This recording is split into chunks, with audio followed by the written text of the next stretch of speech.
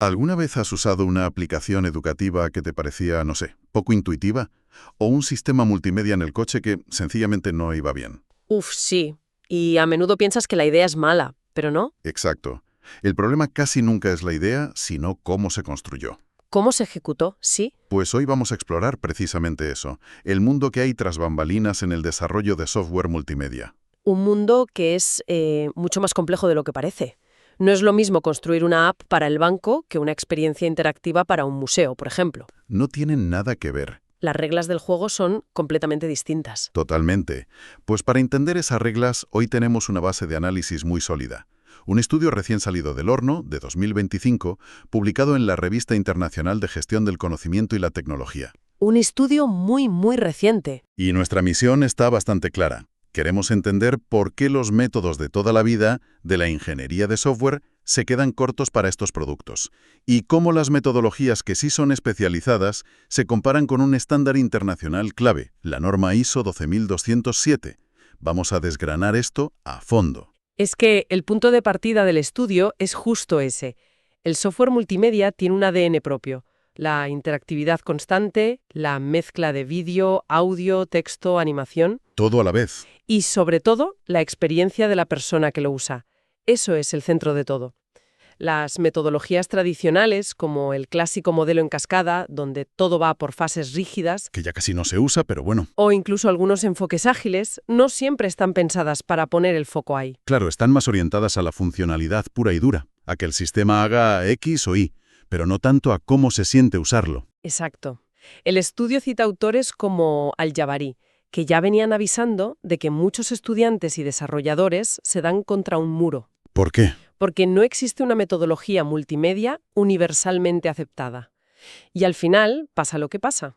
Se tira de lo que se conoce. Se tira de un marco genérico que, como dice el propio estudio, acaba enmascarando las características propias del dominio. Es como intentar construir una película interactiva con los planos de un puente. Entiendo. Y para medir esa diferencia, para ver si los planos son los correctos, el estudio usa un punto de referencia muy potente, la norma ISO/IEC I3CE 12207. Ajá. ¿Qué es exactamente esta norma? ¿Y por qué es tan crucial para este análisis? Piénsalo así.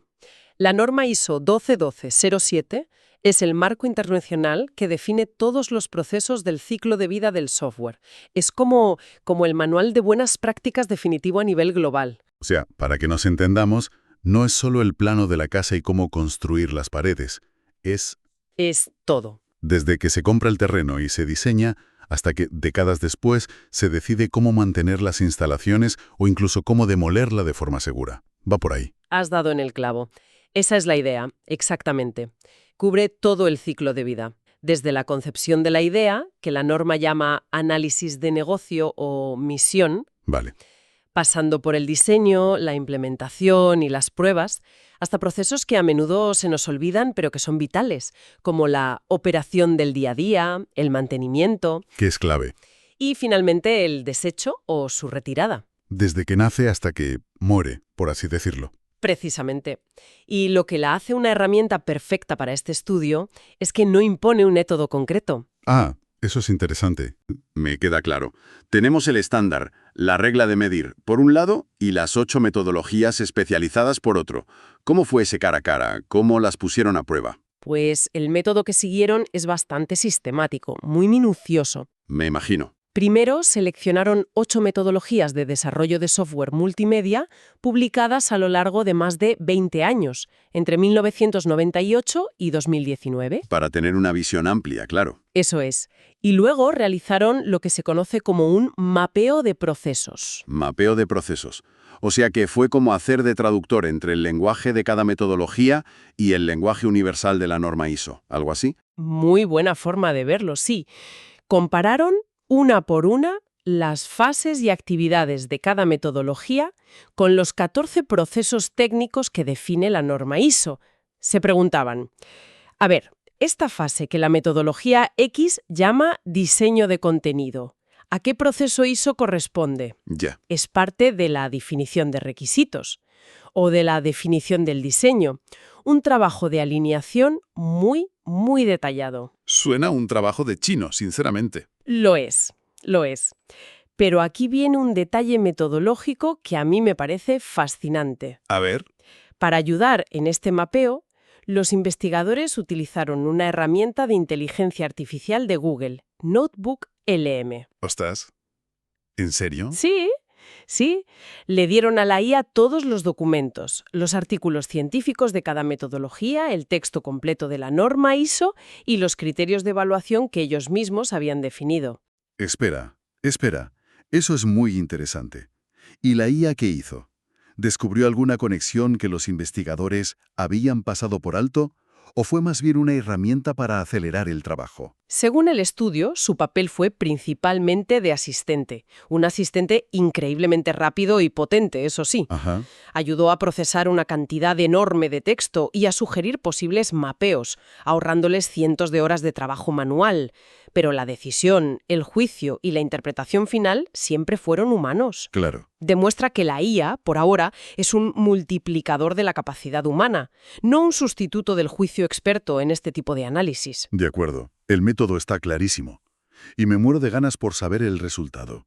¿Dieron la talla estas metodologías especializadas o se quedaron cortas? Pues yendo al grano, los resultados revelan lo que el estudio llama una brecha técnica significativa. Uf, eso no suena bien. No.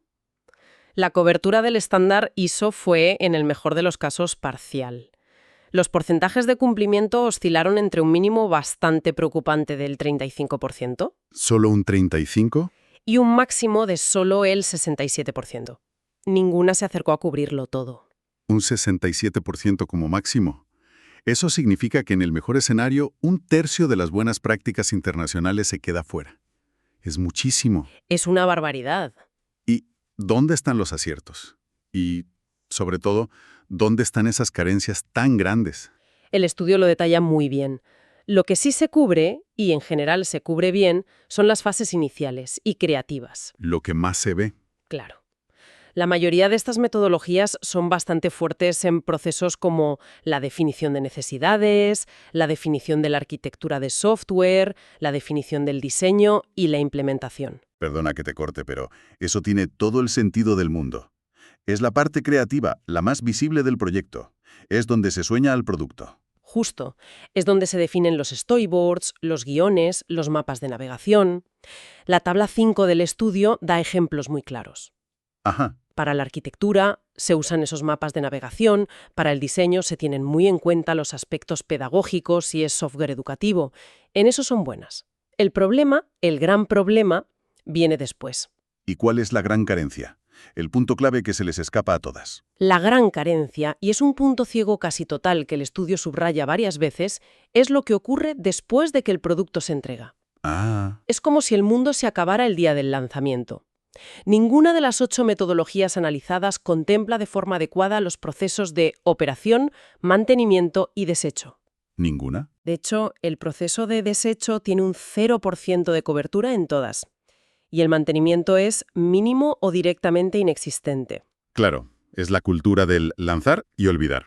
Lo vemos en todas partes, ¿no? Totalmente. En videojuegos que salen llenos de errores, que se van arreglando meses después, o en esas apps que de repente dejan de funcionar con cada nueva actualización del móvil. Exacto. El foco está en la venta inicial, no en la vida útil del producto. Exactamente.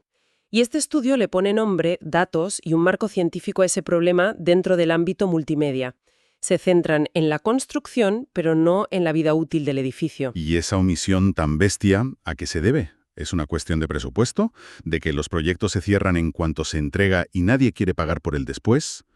¿O es un punto ciego cultural? Yo creo que es una mezcla de ambas cosas. En muchos casos, el éxito del proyecto se mide por cumplir la fecha de lanzamiento dentro del presupuesto. Ya. El mantenimiento se ve como un coste futuro, no como parte integral del valor del producto. Pero como demuestra este análisis, es un error de cálculo enorme a largo plazo. Claro. Y además de esa gran carencia, el estudio también señala otros puntos débiles. ¿Cómo cuáles? Los procesos de verificación, que es básicamente comprobar que el producto se construye correctamente según las especificaciones, Vale. y validación, que es asegurarse de que de verdad cumple las necesidades de quien lo va a usar, tienen una cobertura que el estudio califica de moderada. Moderada. O sea que regular. Regular, sí. No es un 0 como en el desecho, pero tampoco es un punto fuerte. Y esa falta de validación es la razón por la que a veces el sistema del coche parece diseñado por alguien que jamás ha intentado cambiar de canción mientras conduce. Exacto. En el papel funciona, pero en el mundo real es un desastre. Has dado en el clavo. Esa es la diferencia entre un producto que funciona técnicamente y un producto que funciona para las personas. La validación es ese puente, y según el estudio, es un puente que a menudo se queda a medio construido. Entonces, con todo esto sobre la mesa, ¿qué significa en la práctica para un equipo que está desarrollando una aplicación multimedia hoy en día? ¿Qué deberían sacar en claro de todo esto? Pues tiene varias implicaciones prácticas muy directas. La primera, y la más obvia, es que esa falta de planificación del mantenimiento lleva a lo que vemos todos los días. A lo que sufrimos. A lo que sufrimos, sí. Software que se queda obsoleto muy rápido, que se vuelve inseguro porque nadie lo parchea, o que simplemente deja de funcionar cuando cambia un sistema operativo. Se construye sin pensar en el mañana. Lo que obliga a empezar de cero cada pocos años, que debe ser increíblemente ineficiente y caro. Correcto. La segunda implicación es que el estudio reafirma algo crucial en multimedia. Estos proyectos exigen equipos interdisciplinarios. Ajá. No basta con programadores. Se necesitan diseñadores gráficos, expertos en pedagogía, si es software educativo, productores de audio y vídeo, guionistas. La colaboración entre perfiles muy distintos es la clave del éxito. Y me imagino que la forma de hablar entre ellos, de documentar el proyecto, también cambia. No puede ser todo líneas de código. Completamente. La tabla 7 del estudio es muy clara al respecto. Las técnicas de documentación son mucho más visuales que en el software tradicional. Claro. Se usan masivamente storyboards, bocetos de interfaces, mapas de navegación, además de los diagramas técnicos más clásicos como UML. No es solo texto y código, es un lenguaje visual que todo el equipo debe entender. Entendido. Ahora, a pesar de este panorama un poco desolador de carencias, el estudio sí destaca que no todas las metodologías son iguales, ¿no?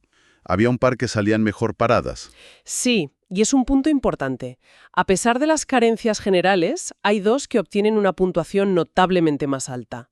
Una es MDPISM, que curiosamente es la más antigua de las analizadas, de 1998. Anda, la más antigua. Y obtiene la mejor puntuación con un 67% de cobertura. La otra es MEDESME, de 2016, que alcanza un 62%. ¿Y qué tienen de especial esas dos? ¿Hacen algo radicalmente distinto para conseguir esa puntuación? Lo que tienen en común es que son más explícitas a la hora de definir procesos que otras. Por ejemplo, MDPSM incluye fases claras de prototipado y evaluación con usuarios. Ah, vale. Lo que refuerza los procesos de verificación y validación, que eran puntos débiles en las demás. No son perfectas, ni mucho menos, pero demuestran que es posible crear marcos de trabajo más completos.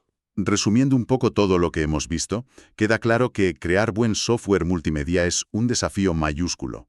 Las metodologías especializadas que existen son un paso en la dirección correcta, porque entienden la parte creativa. Sí, esa parte la entienden bien. Pero tienen unos puntos ciegos enormes, sobre todo en lo que respecta a la vida del software a largo plazo, una vez que ya está en la calle. Esa es la idea principal. Pero lo fascinante de este estudio es que no es solo una crítica. En realidad es una herramienta. ¿Una herramienta? Sí, al hacer este mapeo tan detallado y publicarlo, ofrece criterios científicos para que los equipos puedan seleccionar una metodología de forma mucho más informada. O sea, les da un mapa de las fortalezas y, sobre todo, de las debilidades de cada opción. Exacto. Un equipo puede mirar la tabla 3 del estudio y decir, vale, vamos a usar esta metodología porque es muy buena en diseño de interacción, pero ya sabemos que es nula en mantenimiento. Claro. Así que, desde el día 1, vamos a añadir un plan de mantenimiento propio inspirado en la norma ISO para cubrir ese hueco. La conclusión no es no usen estas metodologías, sino más bien... Es un úsala pero con cuidado. Exacto. Cuando elijan una, sean conscientes de sus limitaciones y complétenla activamente. Es un llamado a la acción, a no seguir una receta a ciegas, sino a completarla con los ingredientes que faltan. Totalmente. Deben añadir prácticas que cubran esas áreas olvidadas, como planificar el mantenimiento desde la fase de diseño y realizar procesos de validación continua con usuarios reales, aunque la metodología que han elegido no lo exige explícitamente. Muy bien. Pues creo que el análisis es clarísimo. Me quedo pensando en una cosa. Dime. El estudio utilizó una IA, Notebook LM, para analizar y mapear estas metodologías creadas por humanos. Y vemos que la inteligencia artificial se está involucrando cada vez más en el desarrollo, y ya no solo para analizar. Claro, ya está generando código, creando imágenes, vídeos, música, guiones. Está pasando de ser una herramienta de análisis a ser una herramienta de creación. Es una tendencia imparable. Totalmente. Entonces, la pregunta que me queda en el aire, como una reflexión final, es: si la IA nos ayuda a detectar nuestros propios puntos ciegos y a la vez se está convirtiendo en una creadora de contenido y de código, ¿A dónde quieres llegar? podría ser la propia IA la que en el futuro diseñe y aplique ciclos de vida de desarrollo de software que sean verdaderamente completos. Una IA podría, en teoría, no tener nuestros sesgos culturales como el de lanzar y olvidar. Podría garantizar desde el inicio que se planifique el mantenimiento, la evolución y hasta la retirada digna de un producto digital.